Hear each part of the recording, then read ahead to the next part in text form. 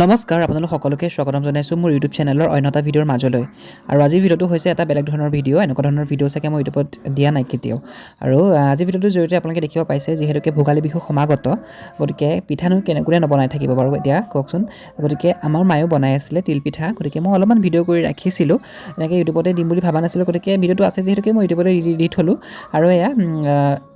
প্ৰতিজন অসমীয়া গৃহিণীয়ে এইটো পিঠাটো বনাব জানে কিয়নো এই পিঠাটো অসমীয়াৰ এটা আৱেগ অসমৰ বাহিৰে এই পিঠাটো ক'তো বনোৱা নহয় গতিকে অসমীয়াৰ এইটো লৈ গৌৰৱ কৰে বা এইটো আৱেগ হয় গতিকে প্ৰতিজন অসমীয়া মহিলা বা প্ৰতিজনী অসমীয়া মহিলা গৃহিণীয়ে জানে বনাবলৈ আৰু এয়া যিসকলে নাজানে তাৰে দুজনী এজন বা মহিলা নাজানিব পাৰে গতিকে নাজানাটো কোনো ডাঙৰ কথা নহয় গতিকে যিয়ে নাজানে আপোনালোকে এই ভিডিঅ'টো চাব পাৰে অলপমান হ'লেও শিকিব পাৰিব বুলি মোৰ আশা ৰাখিছোঁ গতিকে যিসকলে নাজানে আপোনালোকে ভিডিঅ'টো চাই পেলাই অলপমান হ'লেও 1% হ'লেও শিকিব পাৰিব গতিকে চাই লওক এয়া পিঠাগুড়ি গুড়ি মানে কৰি থোৱা আছে বৰা চাউলৰ গুড়ি তাৰপিছত এনেকৈ গৰম হোৱা টেৱাখনত দি দিয়ে দি দিয়াৰ পিছত তাত মিঠৈ আৰু যি তিলৰ সংমিশ্ৰণ থাকে তাত এনেকৈ দি পেলাই লাহেকৈ এনেকৈ টানি আনি ছাইডৰ পৰা এনেকৈ টানি আনে